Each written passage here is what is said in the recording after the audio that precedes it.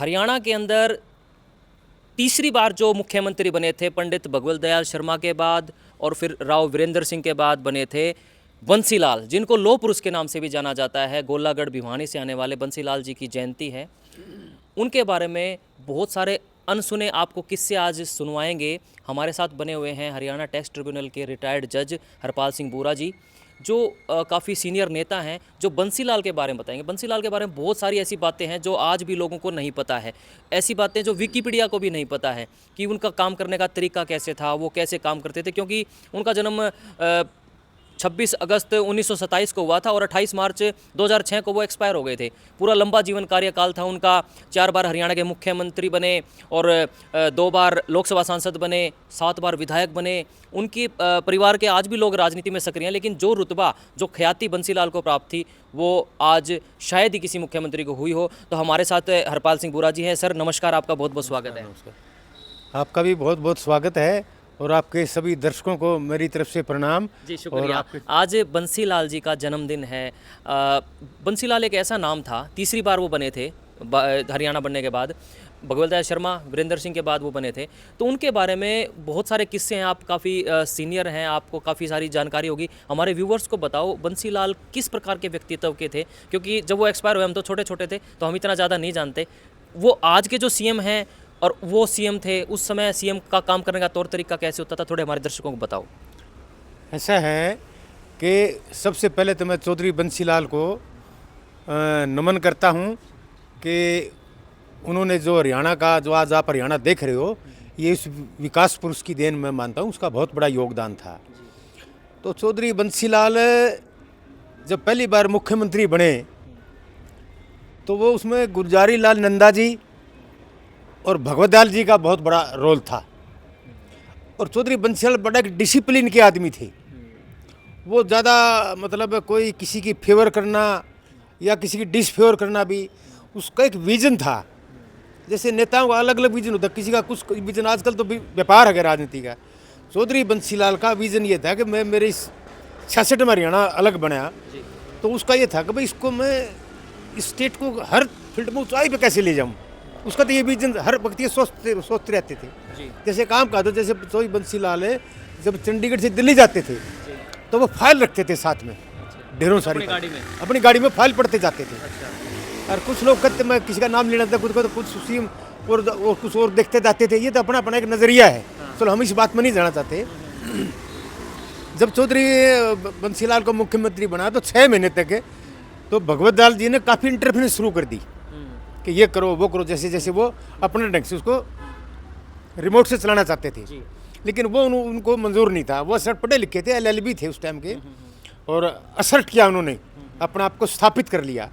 और धीरे धीरे फिर उन्होंने कहा कि आप भगवत दयाल जी, आपका मेरे पर बड़ा आसान है, आपने अच्छा काम किया है, लेकिन मैं ये बार बार के ये जो ना इस तरह के मैं दबाव नहीं झेल सकता, मैं ऐसा काम नहीं कर सकता जिससे लोगों को ये लगे कि ये तो सिफारिश हो रही है, दबाव हो रहा है। तो वो ऐसे नहीं मानते थे।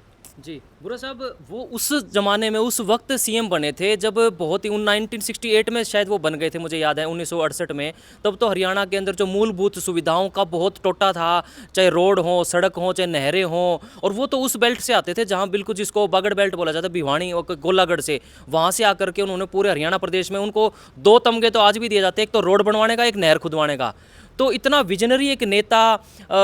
और उस समय कार्य करने की प्रणाली क्या कुछ रहती थी? आज तो इतनी सुविधाएं हैं कि आज हिसार से किसी को चंडीगढ़ जाना हो तो बड़ा नाप देते हैं, फॉर्च्यूनर मिली हुई हैं। उनके ज़माने में तो शायद एम्बेसडर रही होंगी। तो इतना कुछ मतलब किस प्रकार से उनका काम करने का तौर तरीका और कैसे रहता था? वो ये था, एक तो वो काम करने वाला आदमी को पसंद करते थे। अच्छा। जैसे मैं आपको एक बात बताऊं कि उन्होंने जब चौधरी बंसीलाल वकील बने तो वो भिवानी शहर में आए, तो उन्होंने एक व्यापारी की दुकान पर पंखा चलते हुए देखा। तो गांव में तो बिजली थी नहीं जी, तो वो कुछ नहीं थे, वकील थे। तो उनके दिमाग में ये आई कि भाई ये जो ना पंखा यहाँ चल रहा है, तो ये गांव में क्यों नहीं चल सकता। जब वो चीफ मिनिस्टर बने तो उन्होंने एक ये प्लान बनाई कि भाई ये हर गांव में बिजली कैसे पहुँचाऊँ। तो चौधरी बंसीलाल ने ये 72 की 71 की 70, ऐसी मेरे एग्जैक्ट तो याद नहीं, लेकिन 72 तक तो उन्होंने सन 1972 तक हर गाँव में बिजली पहुँचा दी। और ये चौधरी बंसीलाल के देन है। और विपक्ष के लोग ये कहते थे, बोला ये खंबे डाल दिए, न्यू बिजली आ करेंगे। तो उसका मजाक उड़ाते थे, वो संभव नहीं लगती थी बात, लेकिन उसने संभव करके दिखाई। तो इसलिए मैं उनको नमन करता हूँ। दूसरी बात, उनको बड़ा डिसिप्लिन के आदमी थे, अनुशासित आदमी थे। अनुशासन से तो उनका बेटा था स्वर्गीय सुरेंद्र सिंह, उनसे कोई बात करते हुए कतराते थे। मतलब परिवार वाले भी डरते थे, मतलब इतना स्ट्रिक्ट और डिसिप्लिन। बहुत उससे प्रेम करते थे सुरेंद्र सिंह से चौधरी बंसीलाल, लेकिन वो उनसे कोई खुल के बात किसी को ले देते साथ में, आप ऐसे कर दो, ये कर दो। एक छोटी सी बात बताऊँ मैं आपको, यहाँ पर आदमपुर में उपचुनाव हुआ था जी, और चौधरी बंसीलाल मुख्यमंत्री थे। तो चौधरी बंसीलाल को कहा कि भाई ये इलाका ऐसा ही है, ये भी बैकवर्ड सा इलाका है, बजनाल का इलाका है, तो बजनाल जी का, तो इसमें आप घोड़े दौड़ा दो। एक वैसे देसी भाषा में उनको कहा। ठीक है। तो बंसीलाल ने बोला मैं सत्ता प्राप्त करने के लिए, सिर्फ किसी को उपचुनाव जीतने के लिए मैं खून खराबा नहीं कर सकता। तो ऐसा डिसिप्लिन का आदमी, और वो आज तो वो ना तो वो आदमी रहे और ना वो IAS अफसर रहे जो उनके साथ काम करते थे। जी, एक चीज़ और बंसीलाल जी के बारे में बोला जाता है कि उनका इंदिरा गांधी से बड़े अच्छे रिलेशन थे, बड़े अच्छे ताल्लुकात थे। हालांकि जैसे वो प्रधानमंत्री थी इंदिरा गांधी, और वो एक सूबे हरियाणा प्रदेश के मुख्यमंत्री थे। आज के समय में मुख्यमंत्री का केंद्र के प्रधानमंत्री से रिलेशन बनाना बड़ा मुश्किल लगता है, और बड़ा यूँ लगता है कि क्योंकि बहुत 28 तो राज्य हैं हमारे भारत प्रदेश में, लेकिन उनका बड़ा ही एक अलग स्टेटस था बंसीलाल जी का। तो वहाँ केंद्र के जो ऊपर आला जो होते थे नेता, जैसे इंदिरा गांधी जी स्पेशल उनके ऊपर अटेंशन रखती थी, इसलिए केंद्र में भी 2 बार वो मंत्री रहे हैं, एक बार रेल मंत्री रहे हैं। ये क्या था कि जब भी कोई किसी स्टेट में कोई समस्या आती थी, खड़ी होती थी जी, और वो समस्या मुंह बाय खड़ी रहती थी, तो इंदिरा गांधी जी ये कहती थी मैं इतने बंसीलाल कहाँ से ले आऊँ। इसका तात्पर्य पता क्या है, जब चौधरी बंसीलाल मुख्यमंत्री बने, उसका एक विजन था। तो उन्होंने कहा कि भाई ये जो ना कोई ऐसा अफसर लगाओ कि भगत स्वरूप शर्मा जी थे मेरे ख्याल में, वो ज़्यादा मानते नहीं थे, लेकिन उन्होंने प्रिंसिपल सेक्रेटरी लगा SP मिश्रा को। SP मिश्रा बड़े सुलझे हुए आदमी थे। SP मिश्रा तो चंद्रशेखर जी के, चौधरी देवीलाल के, उसके देवीलाल के भी, भजनलाल के भी, सबके प्रिंसिपल सेक्रेटरी रहे हैं। तो कितना कामयाब अफसर रहे वो। और जब वो उसको मिश्रा जी को उन्होंने कहा कि भाई मैं मेरे बैठ के मेरे इंजीनियर बुलाओ कि ये जो दक्षिणी हरियाणा है, यहाँ तो पानी पीने का नहीं, खेती की तो बात छोड़ो आप, मैं वहाँ पानी पहुँचाना चाहता हूँ। तो स्टेट के जो चीफ थे, वो इंजीनियर्स थे, जो सारे उनकी एक मीटिंग बुलाई, अफसरों के जो एक्सपर्ट थे, उन्होंने ये कहा जी सर ये पॉसिबल नहीं है। तो ये प्रोजेक्ट उन्होंने इंदिरा गांधी जी के सामने भी रखा। तो इंदिरा गांधी जी ने भी ये कहा कि चौधरी बंसीलाल ये पॉसिबल नहीं है, ये पानी एक लेवल है, उसको 20 फुट आप ऊपर कैसे उठाओगे, फिर आगे नीचे कैसे ले जाओगे। तो बंसीलाल जी ने कहा कि ये जी मेरा काम है, ये हम आपको करके दें। वो बोले ये पॉसिबल नहीं है। तो बंसीलाल जी आकर के उसने बुलाए अफसरों को, और खुद उसने एक प्लान बना के दी कि ये लिफ्ट इरिगेशन बनाओ, लिफ्ट इरिगेशन, तो ऊपर पानी उठ जाएगा, नीचे चला जाएगा, फिर उसको जाएगा।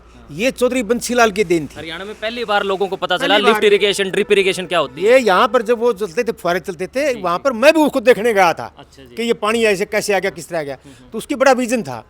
एक उसका था कि भाई ये जो जमींदार है, जमींदार का तो शहर से कनेक्ट ही नहीं है, हर गांव को सड़क से जोड़ने का काम चौधरी बंसीलाल ने की गलियां शहरों से जोड़ दी थी ताकि किसान को परेशानी ना हो। हाँ, ये इसलिए वो किसान बड़ा काबिल रहते सीधा, बोलते कम थे, ज़्यादा काम करते थे। फिर उन्होंने कहा कि भाई एजुकेशन में, तो जब हरियाणा बना ही था 66 बना, 68 में मुख्यमंत्री बने, नहीं तो उन्होंने फिर बताया कि भाई मैं कोई किसानों के लिए कोई काम करना चाहता हूँ, ऐसी एक यूनिवर्सिटी जो अनुसंधान करे, सिस्टम करे, बताओ क्या करें।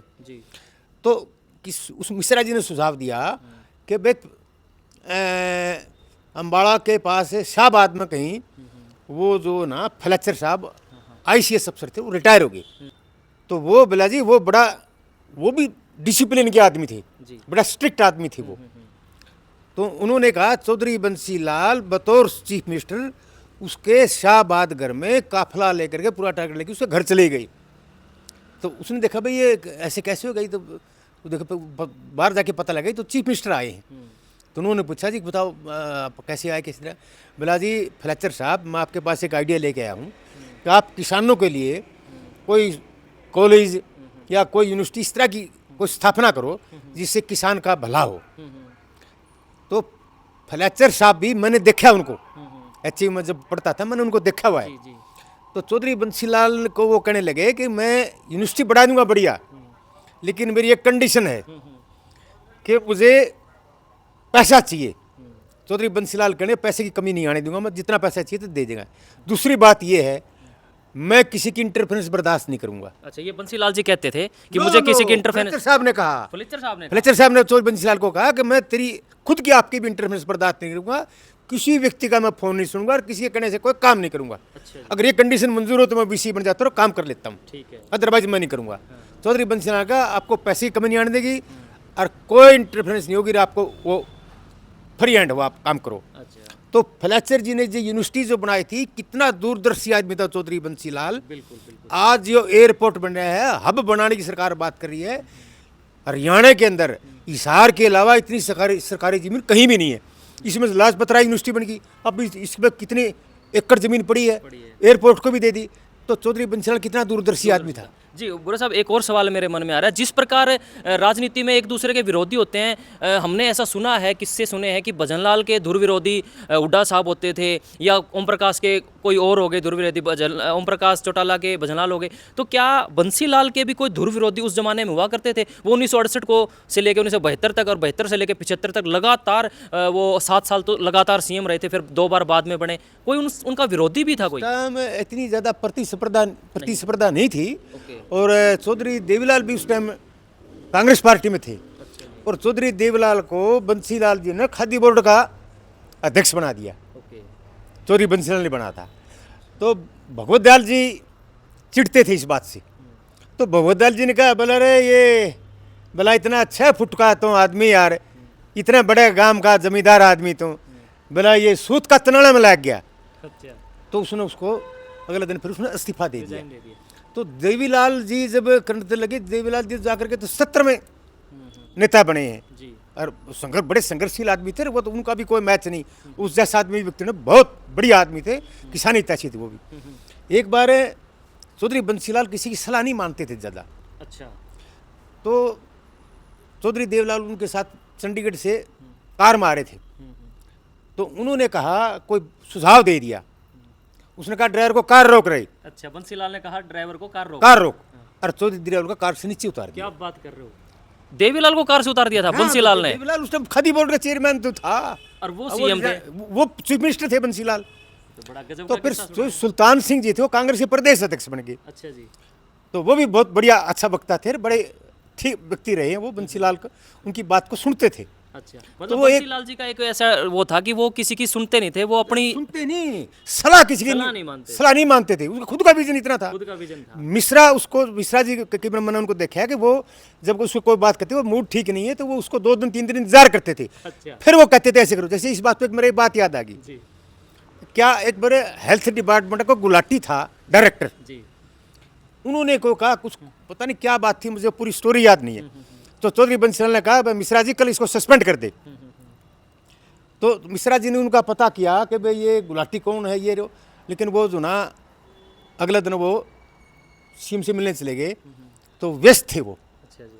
तो उन्होंने उसको पीए को कहा, चौधरी बंसीलाल के पीए को, मैंने वो जो कल सीएम साहब ने जो मेरे को आदेश दिया था, जी। मैंने उसको सस्पेंड नहीं किया। अच्छा जी। मिश्रा जी बड़े सिद्धांत के व्यक्ति थे। तो बंसीलाल और नाराज हो गए। वो क्यों नहीं किया कि उन्होंने जब इंक्वायरी करी, जिस दिन वो एक घटना घटी थी जिस कारण के लिए चौधरी बंसीलाल के इसको सस्पेंड करो, वो गुलाटी साहब उस दिन छुट्टी पे थे। अच्छा। तो मिश्रा जी उसको फिर नेक्स्ट डे जब मिले तो बंसीलाल जी बोला, अच्छा अपनी बिरादरी भाई को बचा लिया। बोला जी बिरादरी भाई की कोई बात नहीं है सर, आप मेरी बात सुनो। क्या बोला इतना मेरे आदेश की पालना नहीं की? बोला जी वो छुट्टी पे थे ही नहीं। तो चौधरी बंसीलाल ने तुरंत उनको बुलाया और दफ्तर में खड़ा होकर के एक डायरेक्टर से कहा कि मैं उसके लिए बड़ा मैं शर्मिंदा हूँ और मैं आपसे माफ़ी मांगता हूँ। ऐसा व्यक्ति तो भी था उनका। जी बुरा साहब, मैं अभी एक बात और बता दूं आपको, बीच में लगे हाथों, जी। डिसिप्लिन का कैसे आदमी था। जब चौधरी बंसीलाल मुख्यमंत्री बने तो उसने ये एसपी मिश्रा उसके वो थे प्रिंसिपल सेक्रेटरी, उन्होंने उसको कहा कि भाई जितने हरियाणा के जितने आईएएस अफसर हैं और जो केंद्र में गए हुए हैं, जी उनको सबको, सारे हरियाणा के आईएएस अफसरों को और जो एक्सपर्ट सबको एक लंच पे डिनर पे बुलाओ ताकि उनसे डिस्कस करें, जो सेंटर में हैं उनकी वो बात रखें। लेकिन एक मेरे ख्याल में उनके नाम था मुखर्जी और वो केंद्र में थे। तो वो कहने लगे भाई मैं नहीं आता, मिश्रा जी को। बोला क्यों? बोला मैं तो हरियाणा कैडर का अपने आप को समझता है नहीं, कैडर हरियाणा था, थे बाहर के वो। ठीक है। तो वो उन्होंने बंसीलाल जी को बताया कि वो ऐसे ऐसे कहने लगे। तो वो कहने लगे, बोला नहीं वो उनको बुलाओ। और वो मुखर्जी कहने लगे भाई चंडीगढ़ का ये जो पंजाब का अपना मसला चला, तो वो चाहते थे मैं इनके हक में वहाँ लॉबिंग करूँ। तो वो बोला भाई चलो इसको ना, आए नहीं वो। तो उन्होंने, वो मुखर्जी ने हार्वर्ड यूनिवर्सिटी में किसी सरकारी उससे ऊपर जाना था, केंद्र में प्रतिनियुक्ति पे थे, लेकिन हरियाणा सरकार की वो चाहिए स्वीकृति, अदरवाइज जा नहीं सकते। वो स्टडी के लिए जाना थे, उसका भारी नुकसान होता। तो मुखर्जी ने उसको मिश्रा जी को फ़ोन किया, मेरी स्वीकृति चाहिए। बोला आप आए नहीं, तो ये तो बंसीलाल जी तो बड़े स्ट्रिक्ट आदमी है, बड़े ध्यान रखते हैं, उन्होंने उसको स्वीकृति नहीं दी। फिर बीसी शुक्ला को सेंटर में से किसी ने कहा आप बंसीलाल जी को मनाओ। तो बंसीलाल जी ने फिर शुक्ला जी को हाँ भर लिखा, मैं कर दूंगा काम, ये दे दूंगा स्वीकृति, लेकिन वो मिल ले मेरे को। तो उन्होंने हिमाचल घूमने जाना था मुखर्जी ने। वो आगे सब ज़्यादा शाने होते हैं कि मैं चलो हिमाचल भी घूमूंगा, तो बंसीलाल से मिल आऊँगा। तो वो बंसीलाल को आगे मिलने के लिए उन्होंने अपॉइंटमेंट दी, मिलना चाहते हैं। वो 9 बजे बुलाओ उनको, 9 बजे बुला, 9 से 5 बजे तक उनसे मिले ही नहीं मुखर्जी से। और उसको भी आवश्यकता थी, स्वीकृति चाहिए, तो वो मिले नहीं। तो फिर वो तिलमिला उठे, बस सोचा अब जाएगा और ज़्यादा इंसल्ट होगी। तो उसने फिर बेहतर समझा कि रात को रुक गए। तो सुबह जाकर जो मिले तो उसने कहा, मुखर्जी ने कहा जी मैं आपको गलत समझता था, आप ठीक हो। तो बंसीलाल ऐसे अकड़ भी निकाल देते थे, ये ऐसे उनके साथ किया। जी, सवाल है कि जो बंसीलाल जी थे, उनसे आजकल के नेताओं को, जो आजकल के नेता हैं जो मुख्यमंत्री बनने का सपना देखते हैं, उनको क्या सीख बंसीलाल से लेनी चाहिए? और दूसरा मेरा सवाल ये है कि जो आजकल के या पूर्व सीएम पे एक क्षेत्रवाद का बड़ा एलिगेशन लगता है कि हुड्डा साहब ने तो रोहतक, झज्जर, सांपला में काम करवाए, भजन लाल ने सिर्फ हिसार बेल्ट में कराए, ओम प्रकाश चौटाला ने सिरसा कराए, क्या बंसीलाल के ऊपर भी इस प्रकार के लगे? क्या भिवानी में करवाए, पूरे हरियाणा को एक लेके चलते थे? दोनों सवाल के जवाब देना जी। चौधरी बंसीलाल ने सारा हरियाणा का संपूर्ण विकास किया। अच्छे ये वो चांग बना सकते थे, राजधानी वहाँ बनाते, बात चलती थी, ये यूनिवर्सिटी वहाँ बना देते। सर ये हिसार क्यों बनाई? माने सारे हरियाणा को सामान लेके चलते थे, क्षेत्रवाद की नहीं। इस प्रकार का गौरव अपने चौधरी बंसीलाल तो उसका तो जितना गाथा गाई जाए उतनी थोड़ी है। और इतना बड़ी आदमी ना कोई आज तक सीएम बना, ना आगे मुझे संभावना नहीं लगती। राजनीति का व्यापारीकरण हो गया, हर कोई सीएम और कोई पार्टी सारा। कोई 2 या 3 ऐसे नियम आजकल के नेताओं को बंसीलाल से क्या सीखने चाहिए जो मुख्यमंत्री बनने का सपना देखते हैं? मैं बताता हूँ, काम। एक छोटी सी बात कर दूँ, आपका कहते लंबा हो जाएगा। नरगिस दत्त, सुनील दत्त की वाइफ, यमुनानगर के रहने वाले थे वो। उन्होंने अपने सुनील दत्त के बाप की कुछ जन्मदिन था, बरसी बुरसी बनानी की, पुण्यतिथि मनानी थी, वो चौधरी बंसीलाल से मिलने आ गई। और उसका नाम था नरगिस दत्त का बेटा। 3.5 घंटे उसको बैठा रखे, मिले ही नहीं। वो फाइल निकालते रहे। डिसिप्लिन का आदमी था कि मैं काम करूंगा पहले, मैं कोई, वो तो कहता है नचन गाने वाले हैं ये। आजकल तो इनको सेलिब्रिटी कहा जाता है, काम को प्रायोरिटी देते थे। काम को प्रायोरिटी। 3.5 घंटे वो मिले नहीं, तो वो चली गई। और वो बड़बड़ाती चली गई, अच्छा मूर्ख सीएम बना दिया हरियाणा का। उसके बाद बताऊं मैं, रात वो बोला क्या, वो आई थी लेडी नरगिस दत्त, कौन थी वो, बोला बताओ, तो चली गई जी। और बोला क्या कहते, बोला आपको गाली देती चली गई। बोला तो मूर्ख सीएम है।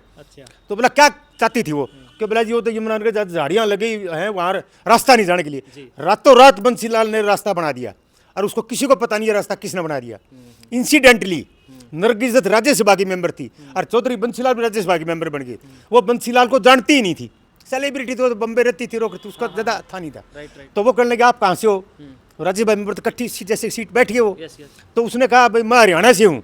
बोला हरियाणा में तो अपने को बंसीलाल बड़ा मूर्ख बना दिया, सीएम मूर्ख बनाया था, वो तो बड़ा मूर्ख सीएम था। वो बोला, चौधरी बंसीलाल ने कहा वो मूर्ख मैं ही हूँ। अरे बोला जो रात आपको सुबह जो रास्ता मिला नहीं, वो रास्ता मैंने रात को बनवाया था। तब उसने उससे चौधरी बंसीलाल से माफी मांगी। वो इसका स्टाइल ये था काम करने का। बड़े जबरदस्त किस्से सुनाए हैं, बहुत ही जबरदस्त किस्से। मेरे ख्याल से ये तो विकिपीडिया पे भी नहीं होंगे और ना किसी यूट्यूबर ने आज तक कवर किए होंगे। बुरा साहब आपका बहुत बहुत धन्यवाद, बड़े अच्छे अच्छे किस्से आपने सुनाए बंसीलाल जी के बारे में। आपका बहुत बहुत दिल से शुक्रिया। आपका भी बहुत बहुत बधाई देता हूँ आपको, और मेरे को आज अवसर दिया कि एक अच्छे व्यक्ति के बारे में अच्छी बात करी। मेरा अपना जीवन भी उसी की तरह है, मैं हूँ छोटा आदमी, लेकिन मैं छोटा बंसीलाल समझता हूँ अपने आप। शुक्रिया शुक्रिया। तो ये भाई ये एक पॉडकास्ट ही समझ लीजिए बंसीलाल जी की, क्योंकि जयंती है, हमने उस जयंती को सार्थक कर दिया, आपको बड़े अच्छे अच्छे किस्से सुनाए बंसीलाल को लेकर के। और आपका क्या मानना है कमेंट बॉक्स में ज़रूर प्रतिक्रिया दें। ये जो किस्से सुनाए क्या आपने कभी सुने थे? बहुत अच्छी बात बताई बुरा साहब ने, टैक्स ट्रिब्यूनल के रिटायर्ड जज हैं। वीडियो अच्छी लगी हो तो लाइक कर देना भाई, और बातें जो अच्छी पसंद आई हो तो ज़रूर शेयर करना। बहुत बहुत धन्यवाद।